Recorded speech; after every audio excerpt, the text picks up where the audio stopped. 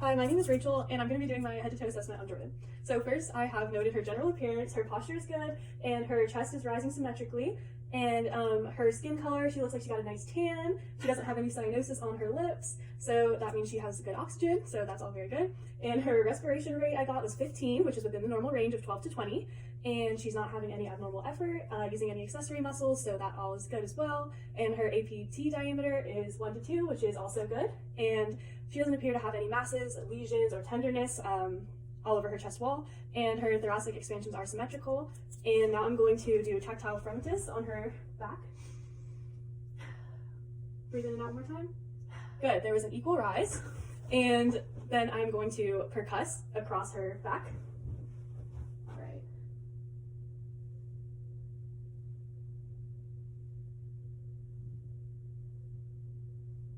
All right, and there was no dullness or hyperresonance or anything like that, so that's good. And now I'm going to listen to her lung sounds, starting with the bronchial sounds, which are near her trachea, and those are loud and high, so that's what we want to hear. Good. And next I'm going to listen to her bronchiovesicular lung sounds, which are right below her clavicle. I would go under her shirt if this was in a real situation. Okay, good. Those were about a medium pitch, which is what we want. And now I'm going to listen to the vesicular sounds, which are more on like the peripheral of the lungs, and those should be soft and low. Good. And there were no adventitious sounds. All right, now I'm going to do the cranial nerve assessment on Jordan. I've already done a little general appearance assessment of her skin, posture, and all of that, and it all looks good. She's tan, no involuntary movements or slurring of speech. And so now I'm going to check the patency of her nostrils. They look good. No lesions or bleeding or anything crazy like that. And now I'm going to test her sense of smell. So Jordan, I'm going to ask you to close your eyes and include one nostril for me, okay? All right, and then tell me what you smell. Peppermint. Good. Now do it again on the other side. Can you smell it? Peppermint. Good. Okay, so her cranial nerve 1 appears to be intact. And then next, now I'm going to test cranial nerve 2, which is her optic nerve. And on the Snellen chart, it was 20/20, so that's perfect vision. Good job, Jordan. And next, we're going to do the confrontation test. So we're going to sit at an equal level and occlude our same side. And then tell me when you see my finger, okay? No. Good. Me too. Okay, this time. Oh, sorry. Tell me when you see it. No. Me too. Good. Okay. So our peripheral fields are good. And now we're going to do the ophthalmoscope exam. But we don't have that here, so we're going to say that everything was good. Now I'm going to test cranial nerves 3, 4, and 6, and those are her oculomotor nerves, and trochlear and abducens. So first I'm going to palpate her fissures on her head, and those are all good, equal. And now I'm going to check her pupils, their size, and accommodation. They're both constricting equally. They are both round and circular, no abnormal shapes of her pupils, and they both had direct and consensual light reaction and accommodated when I shine the light into her eyes. And now we're going to assess her extraocular movements in the 6 cardinal fields of gaze. Okay, so I'm just going to ask you to follow this for me, okay? Good.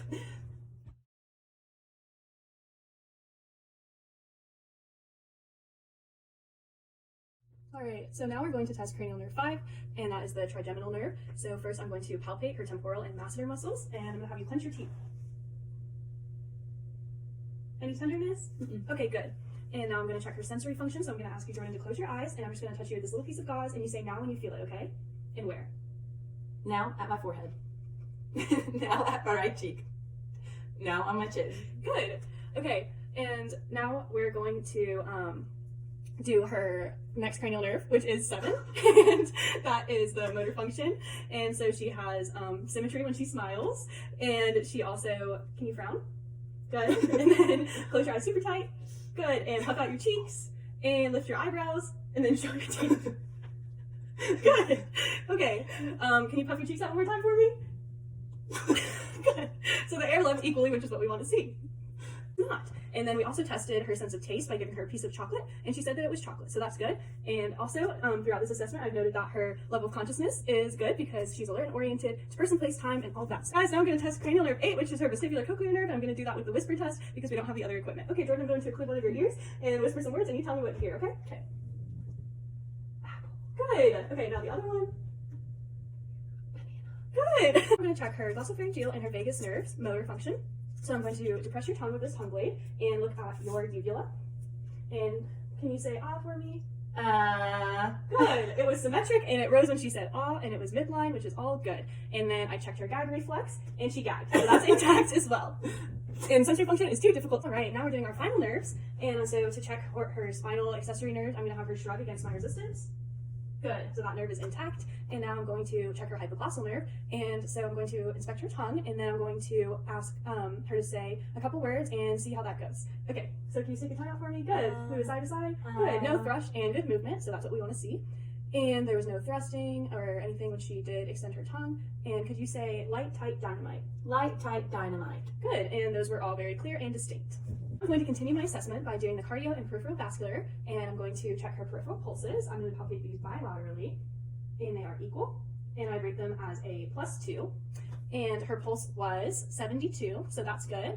And then I also checked her other peripheral pulses at her tibial, and then I'm going to palpate her carotid pulse, but I will do that unilaterally.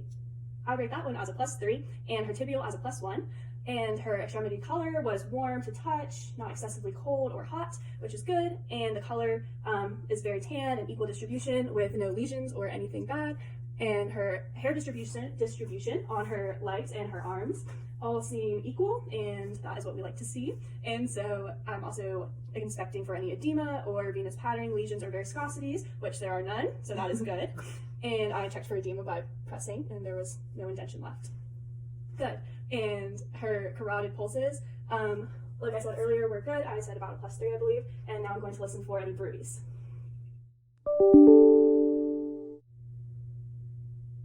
No bruit there, and no bruit here. Good. And she didn't have any, I didn't feel any thrills in that area. And she also is not heaving, and there were no heaves. And the apical impulse is her left midclavicular line at about the 5th intercostal space.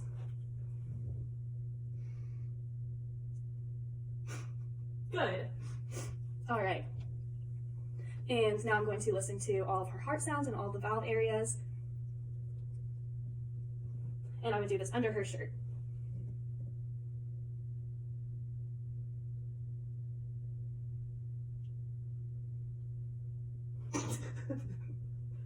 Great. Okay. So I heard and identified her S1 and S2 sounds. I didn't hear any murmurs or any irregularities, and it all sounded good to me. Okay, we're going to continue our assessment with the neuro function and the peripheral nervous system. I'm going to start by having Jordan walk from wall to wall for me. I'm just going to assess her gait. It's equal, steady, no leaning or tilting. Okay, good job. You can now stand here and stand on one foot. Good. And the other foot. Good. Balance. Okay. And now close your eyes for me, and then stick your hands out. I'm just making sure you don't fall. That's the Romberg test. Okay, good. And now we're going to have you take your heel and drag it down your shin. Great. And now the other leg. Great. Okay, so now can you please take your fingers and go like this, finger to finger, and then go a little faster. Good. Okay, now place your palms on your knees and tap, and then the back, and then do that as fast as you can. Good. All right. And now I'm going to have her do some tandem walking, which is just your heel to the top of your other foot. Good job. Steady, straight, balanced. Good job.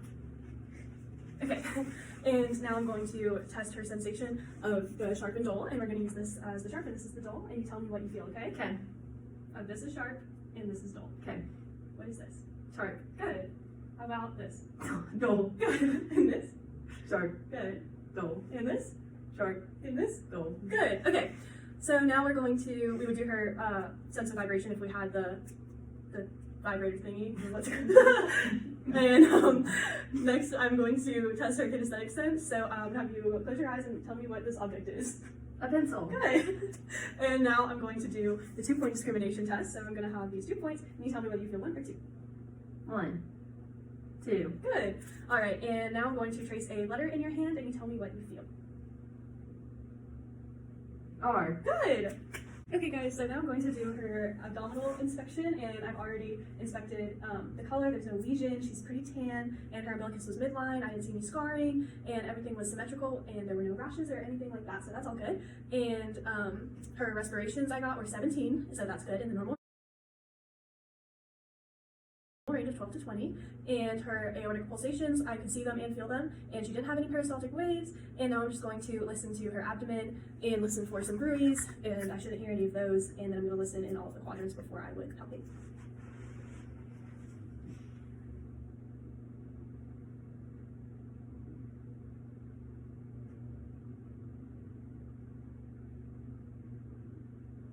Good, no bruise, and I would classify her bowel sounds as normal active, and she didn't have any bruise in her other aorta by her renal and iliac. And then I'm going to percuss, and it should be tympanic upon my percussion. Good, I heard tympany. Okay, and now I'm going to do her CVA tenderness to check her kidneys. Does that hurt? No. Does that hurt? No. Okay, good. So no kidney tenderness, which is good. And she wasn't guarding. And now I'm going to palpate her stomach to feel for any rigidity or masses. And then I'm going to check her rebound tenderness. Okay. Does that hurt? No. Okay. Does that hurt? No. Okay. Does this? No. How about that? No. Okay. And that. Mm-mm. Good. No rebound tenderness, masses, rigidity, or guarding, or anything like that. All right, Jordan, now I'm going to have you do one more test for me. Just tap your finger to your nose and then to my finger. Good.